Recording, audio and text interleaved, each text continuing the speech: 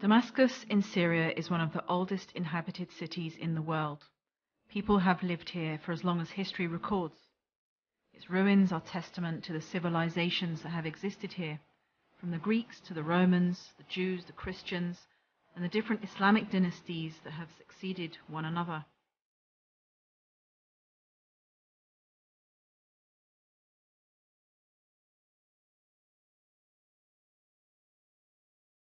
My first visit to Syria was 15 years ago, 3 years after I had converted to Islam. Being Sunni at the time, I had read that in Akhir Zaman, the lands of Yemen and Syria are considered blessed, so this is why I had decided to visit. Since then, I had revisited Syria just one more time, before the war in 2010. However, after the conflict had broken out, there had been no opportunity to return, and that was until Ahlulbayt TV asked me to help them document the effects of war on the areas of Sayyidah Ruqayya and Sayyidah Zainab. How could anyone say no to such an invitation? Our journey began at Heathrow. It felt strange to be going to Syria after all this time and after everything we had heard and seen in the media. Excited and full of anticipation, we checked in and headed to the departure gate. Our flight to Beirut was at 10 p.m, and as we took off, word spread that authorities at Heathrow had questioned a group of Zawar on our flight. They wanted to know if people were going to Syria. They'd said they were going for pilgrimage, and the authorities waved them through, although not without looks of concern. Landing in Beirut was like landing in the beginning of going home. We boarded our coach and made our way through the busy city to the outskirts, heading towards the border with Syria. Assalamu alaikum and greetings from Lebanon. We arrived just about a couple of hours ago, and this is a pit stop on the way to Sham. We're just near the border now, and as I have been told, everybody in this place is heading towards Sham, especially for Fatimiyya. So as you can see behind me, it's very busy here, and it's a good atmosphere. Inshallah, we'll continue to have a safe journey over the border. As we approached the border, I could feel the apprehension among our group. What would we see as we crossed into Syria? Would we even be granted permission to cross the border? Both the Lebanese and Syrian borders were heavily armed, and you could feel tension in the air. We were made to wait in the coach for a couple of hours as passport and border checks were completed. Our group leaders were asked what business they had in Syria, but with all the checks complete, we were soon on our way. We passed through beautifully cultivated farmland, everything orderly and peaceful, perhaps a little too quiet. But as we were heading towards Damascus, our guide said that we couldn't film any longer. We are now here inside Syria, and it took quite a few hours waiting at the border to get clearance and to get the visa to enter Syria. But alhamdulillah, it's all gone smoothly so far. We've passed some bombed suburbs, and also the usual route to Sayyidah Zainab has been blocked off and we've had to come another route. Of course, we are eagerly awaiting to make our ziyarah to Sayyidah Zainab, salam alayha, which I'm sure will be quite an emotional ziyarah, considering the fact that certainly myself was there last time before the war broke out, and we will also be able to observe what has happened to Zainabiyya area, since we know that it has suffered from shelling over the last few years.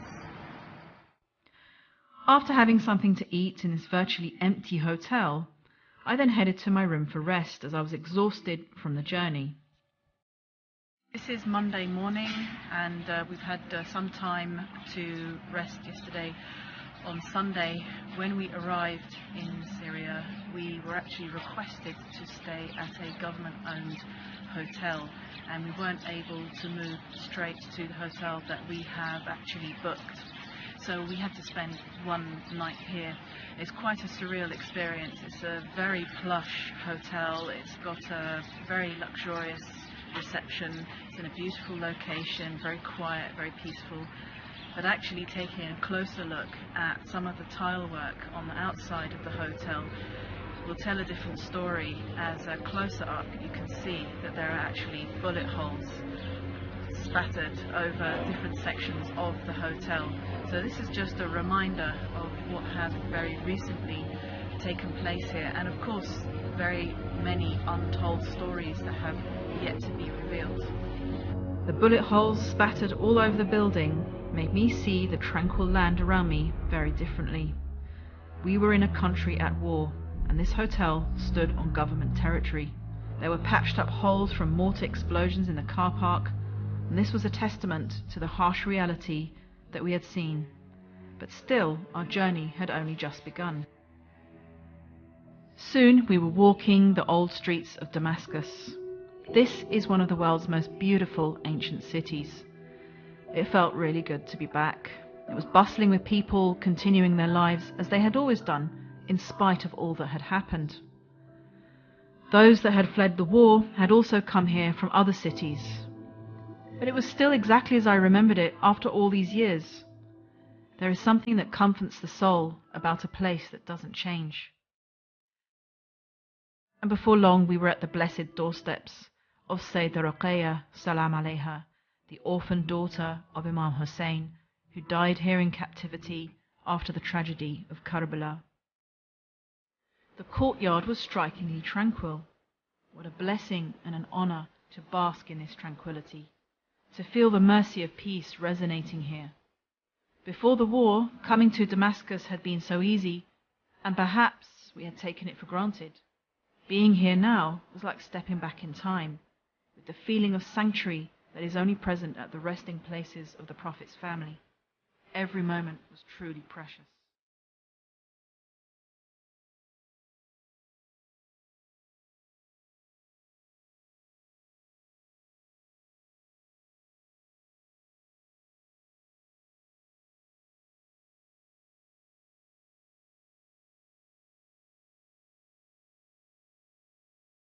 So we've just arrived in the maqam of Sayyidah Ruqayya Salam Alayha, just stepped into the courtyard after quite a long walk through the winding streets of old Damascus.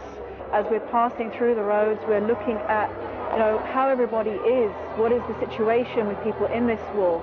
You can see soldiers, you can see families, children, all sorts of people who are obviously living in a war situation. There's normal life, and yet at the same time we are aware that, of course, there's been a war going on. At the same time, when you step through this door that we haven't been through for so long, what hits you is the tranquility of the place. And I think this is one of the miracles of the maqamat of the Ahlulbayt alayhim salam, that no matter what has happened with regards to war and turmoil in this region, they always provide a place of sanctuary, where people can just open up their hearts. They're coming back to where they belong. I think this is one feeling I'm really getting from coming back to Damascus after many years. And coming here is the feeling of coming back home. It is like you're in a dream. We have seen Iranians here, we've seen Iraqis here, and of course when they arrive in the maqam, all you can hear is the tears for Sayyidah Ruqayya, the tears for coming back here. So it really is, it's something that is fills us with this happiness, fills us with sadness. Of course, we're able to mourn again for the Ahlulbayt properly, and being kept away from them for so long and being able to come back is a huge gift.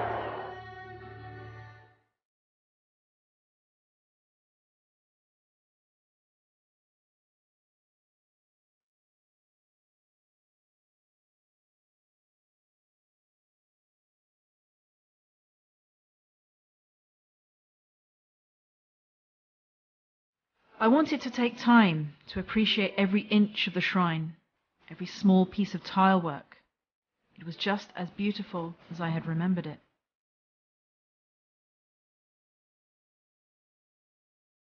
After seeking permission to enter, I made my way inside to make my salutation, praising God for the opportunity to be here, and to pray that He blesses Sayyidah Ruqayya Salam Alayha and the Ahlulbayt. And as I read the words in the salutation, It struck me deeply that I was here, visiting Sayyidah Ruqayya, having been cut off for so long. This is the daughter of Imam Hussein alayhi salam, who stood in Karbala witnessing the horrors of that day. Her tiny body was just a few feet away. The beauty of the shrine was profound. In a period of change, war and uncertainty, the shrine has remained exactly the same. I think it stands as a symbol. No matter what, the remembrance of the Ahlulbayt will never die. It was good to see that after the uncertainty about what we would find heading out to Syria, it was still the same as before. It puts courage in the heart to see so many visitors from different countries. The lovers of the Ahlulbayt will never forget the sacrifice of the Prophet's family. This tiny grave will never be abandoned. You could see the elation and relief on people's faces when they arrived in the precincts. We were all here together in our love for the Prophet and his family, regardless of the war that has ravaged this country. The beauty of this shrine stands in the face of the ugliness of war and terror. It testifies to the love and devotion of its architects and artists. The details reminded me of the higher worlds, complementing the personality that is buried here. The small flowers that flowed effortlessly, with the calligraphy and lights reflecting off the crystal mosaic dome, sparkled in every direction. The emotion of the Zawar was all around us. It connected us. It's like being part of a wider family where we all have something intrinsic to us, the love we all share for the small child buried here. We even saw soldiers who were off duty coming to the shrine to pay their respects. What a sacrifice they had given. They had seen their comrades killed and had come to connect their hearts to Sayyidah Ruqayya, salam alayha. Before long, the time for prayer had set in. I recognized the voice of the Imam al-Masjid. It was the same man as it had been before. Together we stood, feeling almost like soldiers in the aftermath of war.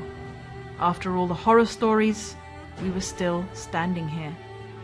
The long prayer hall was so beautifully decorated with tiles and hand-painted murals. The details were sublime, reminding us of how mankind can make art that reflects the divine.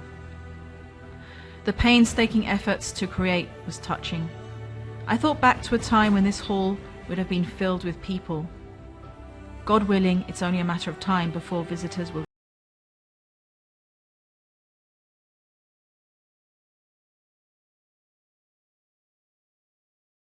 I could have stayed there the whole day, but time was of the essence. We had to arrange to meet with Mr. Haji Samir. He was the head of an orphanage named after Sayyidah Ruqayya that was affiliated to the shrine. He was going to show us some of the work that happened behind the scenes at the orphanage.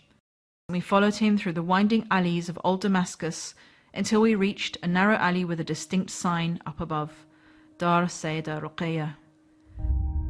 Inside, the place opened up to reveal various rooms and different sections. We were greeted by a host of volunteers, each giving their time to the orphanage.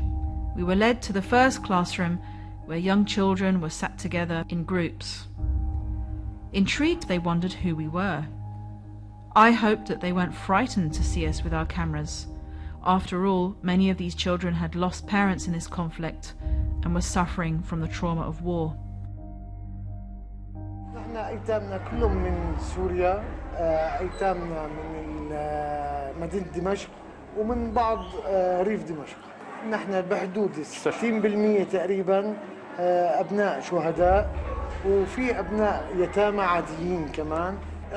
في بعض الأيتام ممكن شافوا مناظر أثناء الحرب سيئة، مثل قتل أبوهم أو إجا أبوهم شهيد أو جرحى، أو إنه قد في عنا بعض عائلات أو بعض أيتام عائلاتهم كلها ماتت، يعني الأب والأم مات.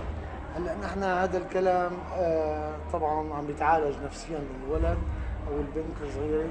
شغلة ثانية عم يهتم بالدراسة والطبابة والأمور النفسية والأمور الاجتماعية، إضافة لإعطائهم ما يلزم من معيشتهم من مبالغ عينية ومن ملابس ومن غذاء للبيوت، إضافة للرعاية بالبيت إذا بينقصهم أي شيء من مواد. خلينا نركز على فكرة صغيرة، إنه نحن عبارة عن خدم. نحن ما لنا متفضلين على أي طفل موجود عندنا أو على أي يتيم. نحن عبارة عن خدم عند السيدة رقية عليه السلام وعند أهل البيت. نتمنى إنه رب العالمين يقبل أعمالنا، حتى إذا في اعتراض عند أي طفل أو طفل، نحن عندنا صندوق اسمه صندوق الشكاوي. هذا يبحث بلجنة خاصة غير الكادر الموجود.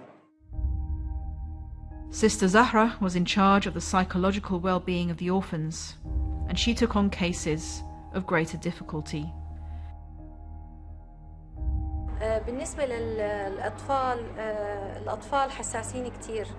من خلال التعامل مع الأطفال حسينا نحن إنه بعضهم منهم لما فقدوا أبهاتهم فقدوا الحنان. حاولنا نحن ببعض التمارين ببعض النشاطات عن طريق الرسومات تفريغ الطاقات السلبية اللي عندهم. بعض الألعاب المعينة كمان نشوف في بعض الأولاد ولد عندهم عنف. هالعنف كمان حاولنا نحن نعالجه كمان بطرق جديدة، مثلا ممكن عن طريق ألعاب معينة، عن طريق ناخدهم رحل برات خارج الدار، زيارات دينية. حاولنا كمان نقوي الجانب الديني عند الأولاد، إنه هذا الامتحان مو إنه إذا بابا مات يعني خلصت الدنيا أو شيء، لا بالعكس، نحن بدنا نفرجي بكرة نحن كبرنا، ومو يعني يتيم يعني إنه إنسان ضعيف، لا، اليتيم بالعكس، اليتيم إنه بكرة بده يصير ويتحسن وياخد شهادة ويقدر يحقق ذاته. لا، في بعض الأطفال عندنا هون تعرضوا لمشكلة إنه توفى أبوه قدام عيونه للطفل. الطفل صار عنده مثل حالة اكتئاب، صار عنده حالة خوف ورعب، صار يكره الناس، ما عده يشوف حدا، تأزمت نفسيته كتير.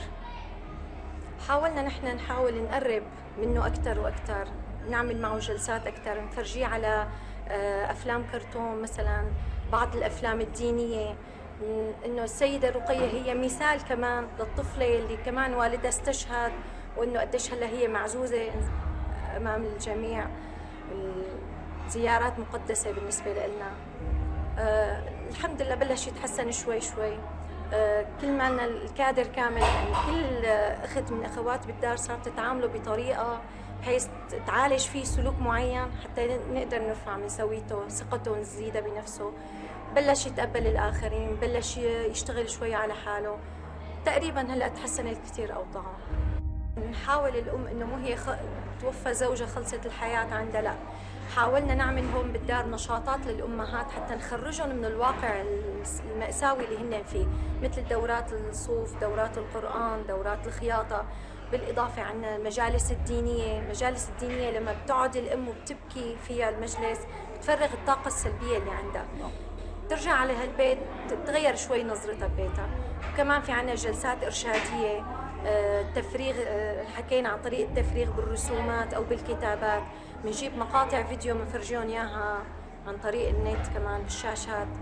بنحاول نشتغل على هالموضوع، الحمد لله حسينا في تحسن.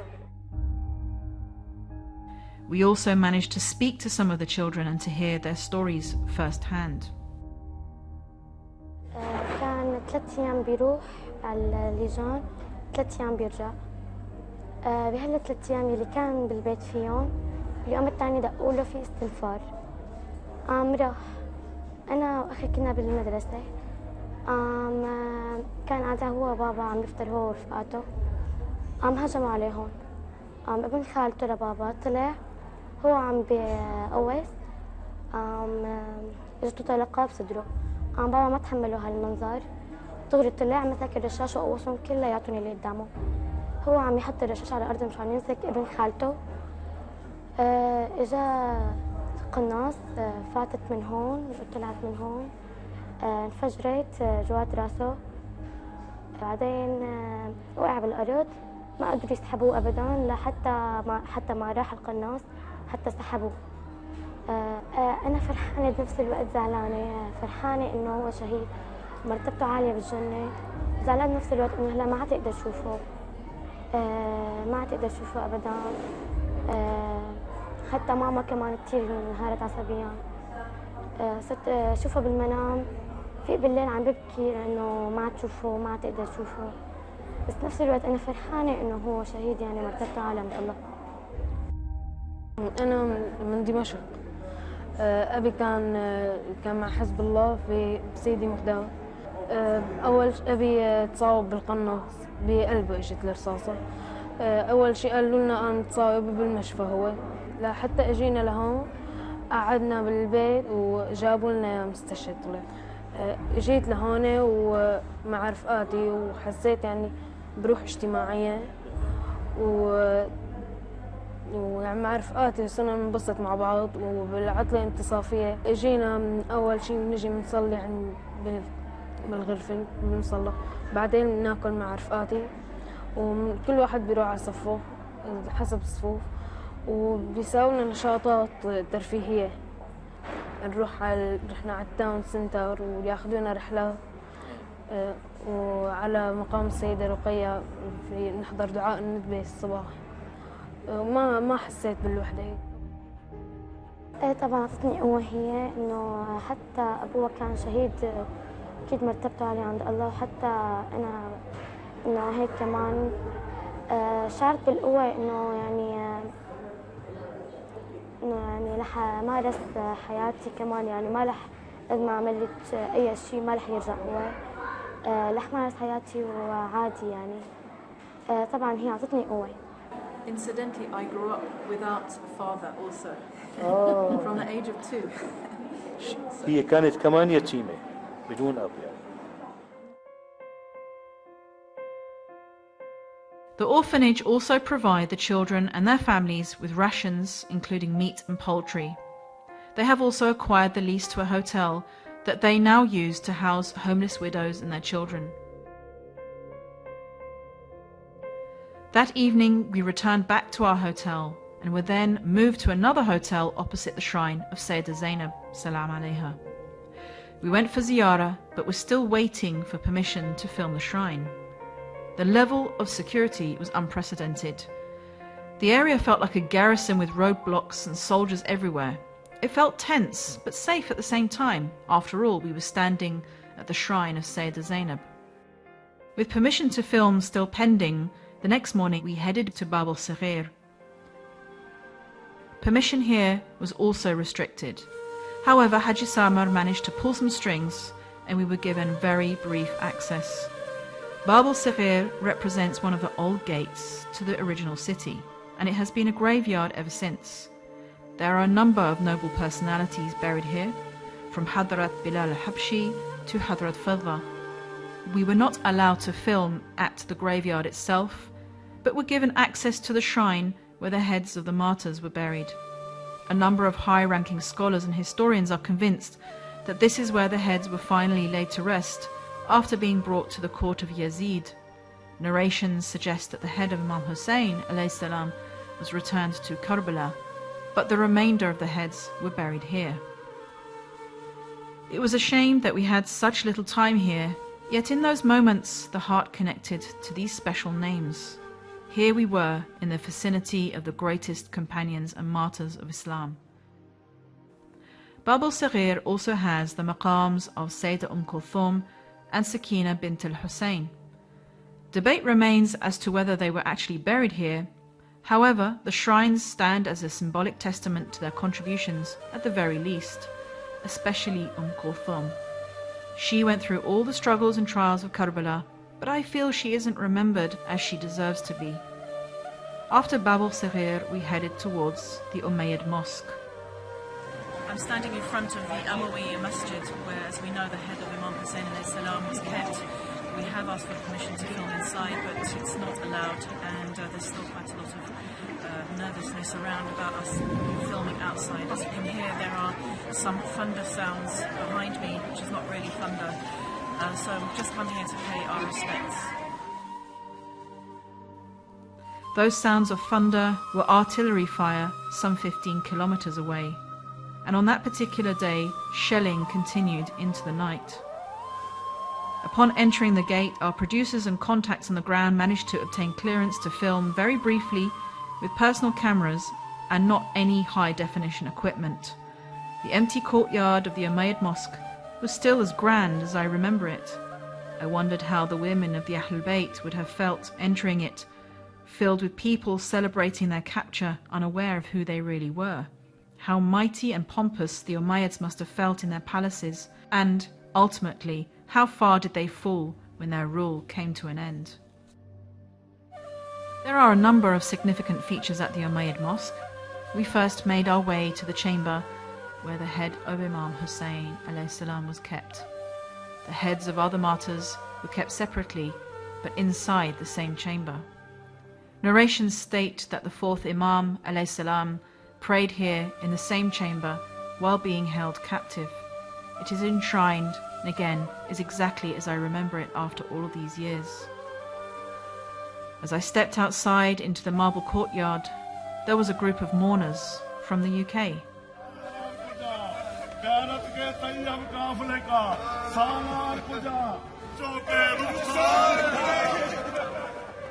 There was a time when Zawar would fill this entire courtyard, and it was interesting to see local Syrians watching from the sides. The small children born after the war would probably never have seen anything like this. But speaking with some of the workers here, they remembered the pilgrims who would visit the Umayyad Mosque in respect to the Ahlulbayt alayhim salam. Inside the mosque, you can't help but once again imagine the women of the Ahlulbayt being bound in chains as the people looked on. As you walk under the great dome of the mosque, you can't help but feel you are walking through time, imagining the powerful sermon of Sayyidah Zainab salam alayha and Imam Sajjad alayhi salam as they castigated Yazid in no uncertain terms. What strength and eloquence in the face of tyranny and oppression, to stand up and silence everyone while still tied in chains. And here I was once again standing where they had stood, in the same area, reliving history once more. A few meters away was the blessed grave of Prophet Yahya alayhi salam. He too was beheaded by the tyrants of his time. Look at how history repeats itself. How special to be so close to the final resting place of such a great prophet. It was now 3 p.m. and we were heading back to our hotel when we got word that permission to film in the shrine of Sayyidah Zainab had been confirmed. However, we had to come at that very moment. With this small window of opportunity, we immediately headed back. We drove past various neighborhoods in the Damascus suburbs, and they were bombed out completely. There was no permission to enter those areas to film the destruction for ourselves. Haji Samer explained that at the height of the conflict, the road we were on had seen intense fighting. We parked our car as close as we could to the shrine and had to walk the rest of the way. This was the state of the main road in Sayyidah Zainab, where you find the shrine itself. I remember all the shops and restaurants that used to be here. The area used to be so crowded. The fighting must have been really intense here. Bullet holes were everywhere. The blocks behind the main road had entire houses razed to the ground. Remarkably, the shrine looked untouched. Majestic in every way, standing proud amidst all the destruction. Shelling in the distance, destroyed buildings, abandoned neighborhoods, and then this jewel on the horizon.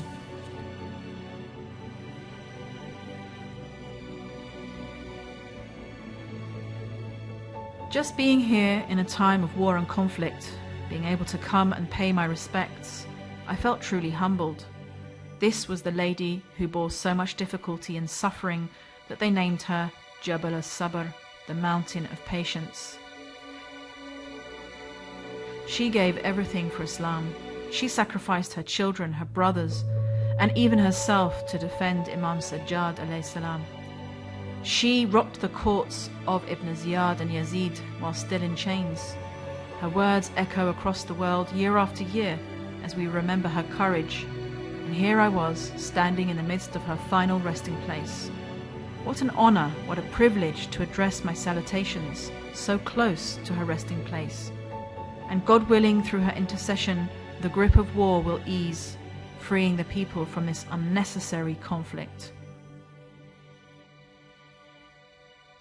Each maqam of the Ahlulbayt has its own spiritual flavour, and being here brought me back to my previous visits, the majestic, angelic place with its intricate mosaics and crystal ceilings reflecting light into every corner. It was uplifting, purifying. The tiled dome was decorated with the verses of Holy Quran, while the central shrine that housed the Blessed Grave stood as if it knew the treasure it had within it.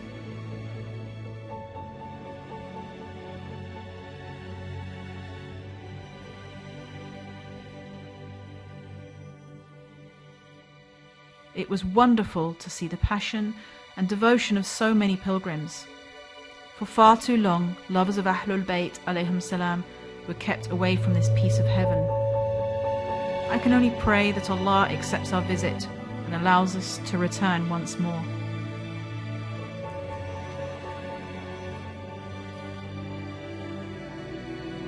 Seeing the sheer destruction outside made me reflect on what conflict this neighborhood had witnessed. This had clearly been one of the many front lines in this conflict, and I needed to know more. We managed to arrange an interview with the head of the shrine. He had been here for the entire time. منذ 6 سنوات تقريبا هناك حرب كونية على سوريا.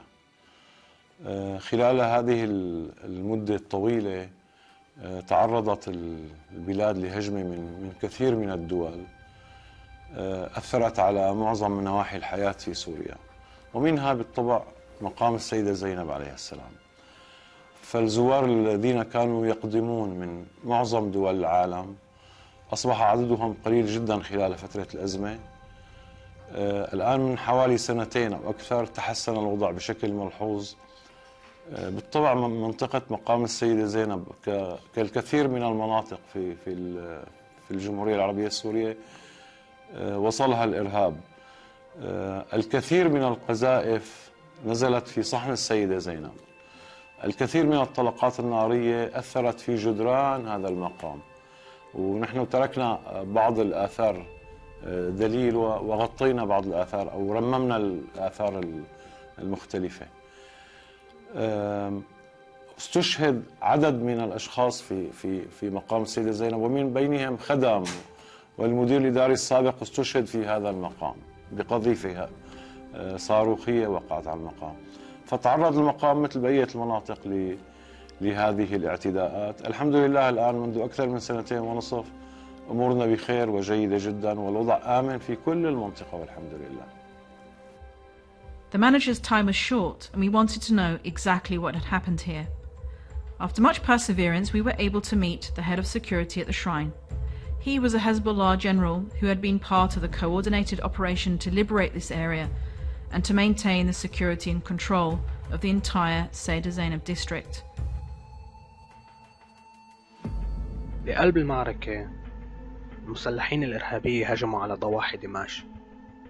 كان شي 1000 من المحاربين من غير بلدان، وكتير شيشان وناس من شمال أفريقيا وكتير من الدول العربية، وكمان السوريين انضموا إلهم. كتير من المناطق دعموهم وحملوا معهم سلاح، وهيك قدروا يقتحموا كتير من الضواحي دمشق. بس مقام السيدة زينب عليها السلام كان مثل الجائزة إلهم. تتذكر مقام حجر بن عدي؟ كسروا المقام، كسروه وحاولوا يمشوا الجثة. كان بدهم يهدموا المقام كمان. اقتحموا من عدة زوايا وخاصة من جهة الشرق، هناك كان أكترية العالم معهم. بالأول ما كان في محاربين يدافعوا عن المقام. الناس اللي كانوا عايشين بالمنطقة كانوا يزوروا المقام، والشباب ما كانوا مدربين يحملوا سكاكين المطبخ لا يدافعوا عن المقام. كتير قليل كانوا اللي معهم أسلحة ورصاص لا يحموا المقام. هلا دغري انتشر الأخبار إنه جايين الثوار، اجوا من جهة الشرق والغرب ومن عن طريق المطار. كانوا مسيطرين على المزارع وشوارع حواليهم. بلشوا يزتوا القذائف حد المقام. أم الجيش بعتوا دوريات. هلا أول الناس اللي اجوا يدافعوا عن المقام كانوا العراقيين.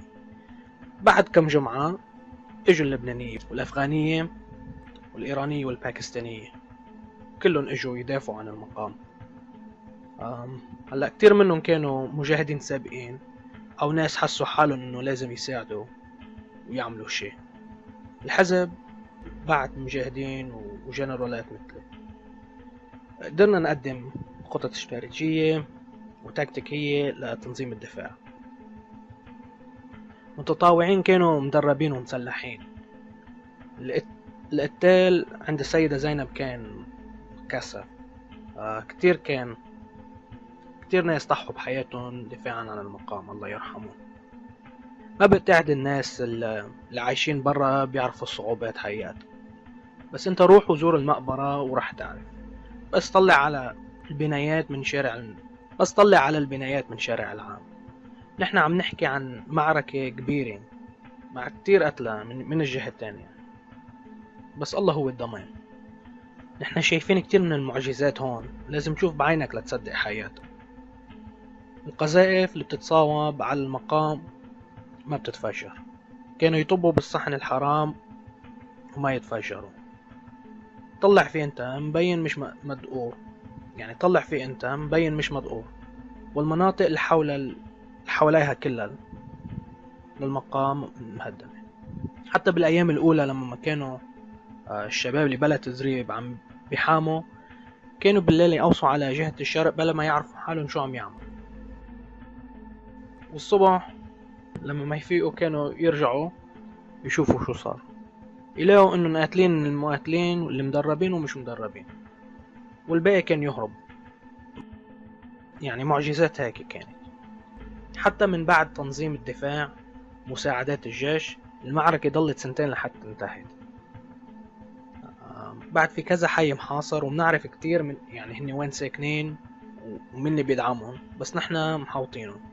عملنا معهم صفقة سلام كرمال ما عادش ينضرب المقام. يعني بس يجي الوقت المناسب ان شاء الله كلهم رح ينخلع سبيلهم، بس مش معناته انه تهديد يخلص. في عملاء هون وحاولون يعملوا هجوم جبان على الزوار، بس نحن محاولين قد ما فينا نفتش على الحواجز من باب لباب ليوصلوا. الحمد لله هلا صار احسن الوضع بكتير، والزوار بيجوا يعني من عدة بلدان ليزوروا. After speaking to the general and the management of the Haram, we thought we should visit one of the many graveyards where the martyrs are buried. There were so many new graves there. One really had to sit back and appreciate the level of sacrifice here. There were so many pictures of young adolescent men and children that had given up their lives. They had paid the ultimate sacrifice protecting the shrine and their country. It was very hard to take it in. Never mind the sounds of shelling in the distance, the reality of war had really hit home. While at the graveyard, we saw an off-duty soldier visiting the graves, and we asked if he would share some words. السلام عليكم ورحمة الله. بالنسبة للشهداء الأبطال اللي دافعوا عن مقام السيدة زينب، قدموا كل التضحيات، ولهم يعني شلون بدي أقول لك، قدموا كثير تضحيات بالمقام ودافعوا عن المقام. وكثير ناس من الشهداء اللي هون الأبطال اللي كمان حاربوا ودافعوا وانجبروا يدافعوا عن المقام بكل المناطق بسوريا. واغلب الشيء واكثر الشيء اللي دافعوا بمقام السيده زينب عليها السلام. وفعلا ابطال الشهداء، وخاصه الشهيد. انا ما بدي احكي عن شهيد وشاهدين لان كل الشهداء ابطال. وعن جد نحن كلياتنا طريق شهاده، لان كلياتنا كنا عايشين بسلم وما عندنا مشكله بكل الطوائف وكل الاديان، بس الاخوان المسلمين والكفار جبرونا حتى نقدر ندافع عن نفسنا وندافع كمان عن ارضنا. وان شاء الله بنقدر نعمل شيء، او كلياتنا طريق شهداء، وان شاء الله نقدر ندافع عن مقام السيده زينب، واكيد ان شاء الله رح نقدر. وبنشكر اهالي الشهداء اهم شيء، والله يقدرنا نقدر نكمل وندافع عن المقام. وإن شاء الله نقدر كمان ندير بالنا على أولادنا ونقدر ندافع عن أرضنا، وإن شاء الله خير. مثل ما قلت أغلب الشهداء بنعرفها، وخاصة في عندي أخ شهيد كان غالي على قلبي كثير. كنت برا المنطقة هون وإجيت انصدمت، سمعت إنه استشهد، وكثير تضايقت. شاب كثير بطل وعزيز على قلبي، وأول ما شفته كثير تضايقت عن جد من قلبي. طبعا كل الناس زعلت عليها، كل الشهداء طبعا. هو هون طبعا الله يرحمه، عن جد بطل، وكان هدفه يدافع عن المقام، ودافع عن المقام وقدر يلان الشهادة، أخذ الشهادة كافة. والله يقدرنا نحن نكون على طريقه، ونكون شهيد أنا، وأكيد رح أكون شهيد أنا. الله يرحمه يعني. والله يرحم الشهداء. In the few moments we had with the soldier, you could see that the war had left a devastating psychological impact on him. Whether it was his continuous smoking or tense, fidgety demeanour, one could detect that he was coping with trauma. It just added to the sense of tragedy that I felt in that graveyard. So many lives lost, so many families left behind, and so many broken individuals.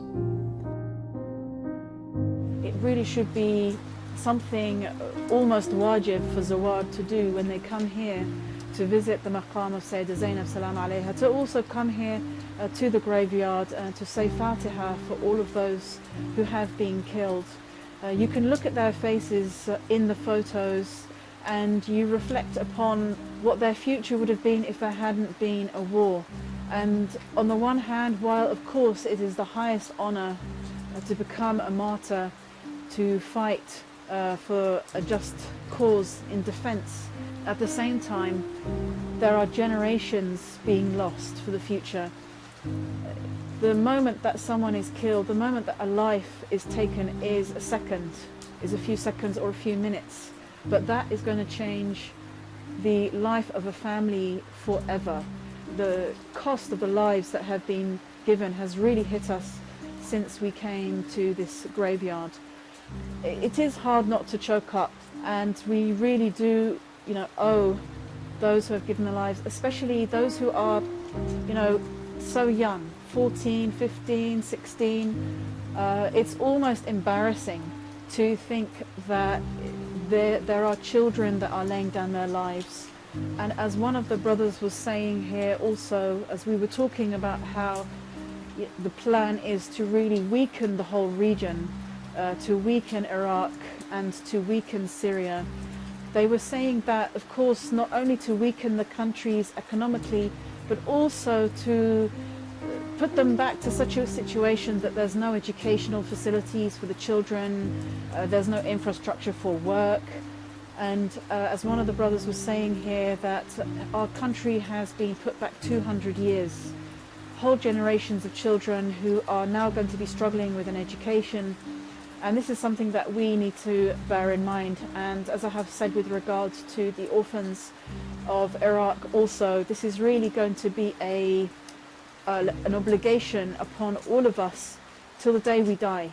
We're looking at upcoming generations who are going to need a lot of support, and this is going to be one of our obligations for the rest of our lives. We must look at how we can proactively help and assist the situation here. Forget the politics and sectarian discourse. This is a human tragedy, whether it is in Syria, Iraq or Yemen. These wars have been imposed on these people by foreign powers, each with their own political and economic ambitions. No thought is spared for the suffering left in its wake, and it was the effects of this suffering that we were about to encounter for ourselves.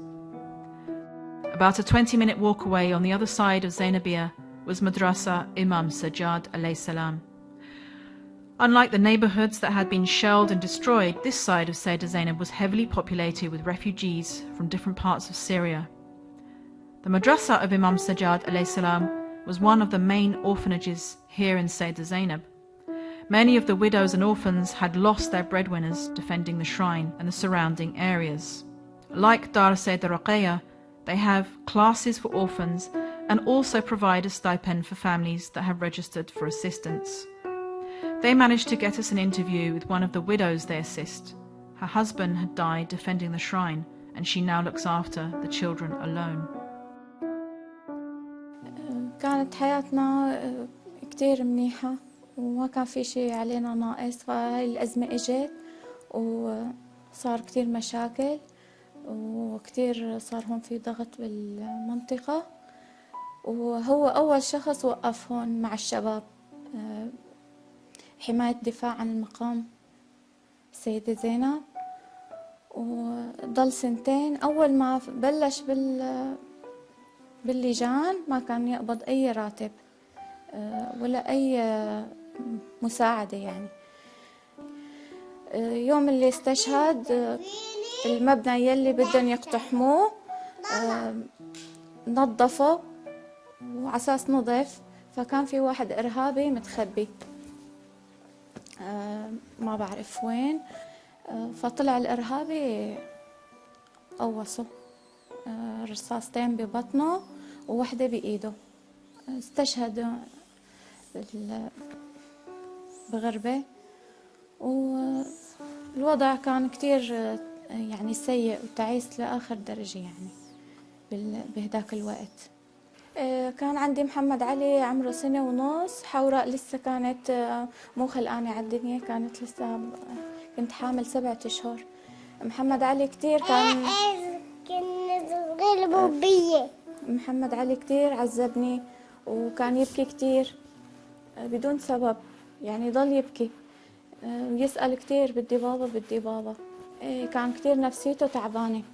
وبعدين جبت حوراء، يعني صرنا نحن 3، يعني أحيانا تجي ظروف نحن ال3 نبكي سوا إنه ما في حدا يحمله معي. هو راح دفاع عن المقام السيدة زينب، وهذا الشيء هو يعني هو اللي بده إياه. رب العالمين هيك راد، فأنا بطلب من السيدة زينب إنه تعطيني شوي من الصبر تبعيته، وإن شاء الله يكون يا رب يكون مع رجال إمام المهدي إن شاء الله عز وجل فرجه الشريف. هو أول شيء أكيد صعب، ويعني وكان كتير صعب، بس شوي شوي الواحد بصير بيفكر، يعني أكيد بشعر بالفخر والاعتزاز. الحمد لله إن شاء الله بيقويني، والسيدة زينب إن شاء الله تعطيني الصبر وبيعيني على هالأطفال. After speaking with Brother Hassan from Madrasa Imam Sajjad alayhi salam, he wanted to take us to meet one more family that they support. هو متشيع من 9 سنوات، يعني من قبل هالأزمة هي عم بحكي أنا. حطوا عليه بيت عمه كون إنه متشيع، وكان في هو وأهله كتير مشاكل مشان هالموضوع هذا. كان هو يشتغل مع الدولة، كمش كتير من المسلحين بالغوطة الشرقية، كمش مزارع كتيرة. بيت عمه حطوا عليه، بيت عمه كانوا من المسلحين، مع المسلحين كانوا. أخذوه وقتلوه، عذبوه، حطوه بساحة دير عصافير وعذبوه، ومن بعد من قتلوه طعموا جثته للكلاب. ولاحقوني أنا والأولاد بيت عمه بالحكي، كل الأزمة 5 شهور. أخذوني أنا وأولادي كمان، انحبست عندهم 1.5 سنة تعذيب، يعني تعذبت أنا والأولاد كمان. يعني كيف استقبلوا هذا الشيء؟ أولادي؟ يعني كيف استقبلوا؟ أكيد بعذاب وبقتل وبضرب يعني كيف استقبلوا؟ استقبلوا بالشوارع، ما كان عندي مأوى.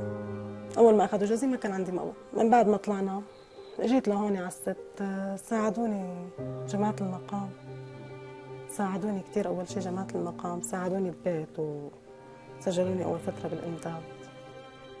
It had already been a long and difficult day, but my heart experienced even greater pain after meeting this second family. How could her husband's relatives have killed him and then tortured her and the children for an entire year? I dread to think what those people had done to her. She was traumatized, containing her emotion for the sake of the children. From their innocent faces, though, you would never guess the horrors through which they had lived. I was honestly struggling to take it all in, especially having seen it in such a short space of time, with filming at the graveyard and then seeing the shattered families. Thank God for organizations like Dar Sayyida Ruqayya and Madrasa Imam Sajjad alayhi salam. The human cost to this war is really beyond comprehension.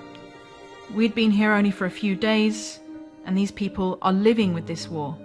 They had no choice. This war was imposed on them. This is their life.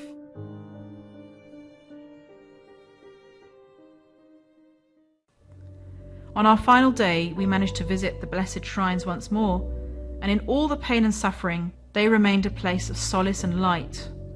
After all, the women of the Ahlulbayt, alayhim salam, experienced the greatest of tragedies, and their remembrance provides relief and inspiration. It was difficult to say goodbye. How quickly our hearts had become attached to this place. It felt as if we belonged here. How did our journey come and go so fast? We witnessed so much, from the pain of war to the sacrifices made and the efforts to rebuild lives once more.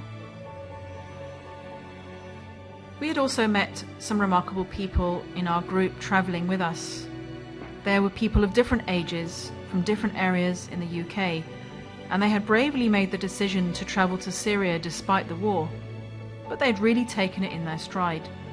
Some of them had never been before and were planning to visit Sayyidah Zainab just as the war had broken out, and they promised themselves that they would return at the first possible opportunity. The group organisers were also fantastic, and they helped us logistically and with permissions for filming. It was hard to believe that it was all going to come to an end so soon. Just as we were coming to terms with where we were, we had to head back home. Without doubt and without reservation, this has been one of my most memorable journeys. Having had no idea that I was about to head out to Syria, suddenly I found myself seeing the effects of conflict and visiting the Ahlulbayt alayhim salam in the midst of that. It's been difficult to see the situation that people are living in. The lost lives and the broken families left behind, the children trying to survive on the streets. Back home we only see what's on the TV or in the media, but being here in Syria, speaking with the orphans and widows, meeting the soldiers and commanders, it brought it home, and it's a lot to take in. Alhamdulillah, we thank God for the opportunity, the chance to visit the shrines once again, and I only pray that our efforts have been accepted and that we are able to return once again, and above all, to return with peace fully restored.